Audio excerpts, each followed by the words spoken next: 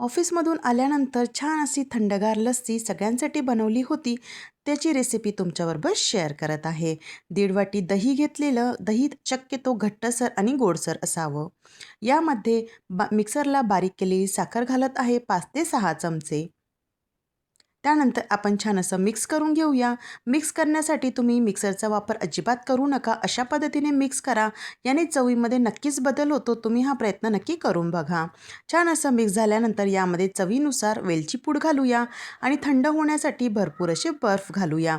जर दही थंड असेल आणि तुम्ही थोडा वेळ फ्रीजमध्ये ठेवू शकत असाल तर तुम्ही याच्यामध्ये बर्फ नाही घातला तरीही चालणार आहे. थोडं थंड पाणी घाला कन्सिस्टन्सी मॅनेज होण्यासाठी.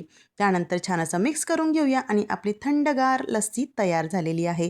वरून तुम्हाला आवडत असेल ते ड्रायफ्रूट्सचे काप घालून गार्निशिंग करा आणि थंडगार लस्सी सर्व करा. एन्जॉय करा. भेटूया नेक्स्ट व्हिडिओमध्ये. तोपर्यंत बाय.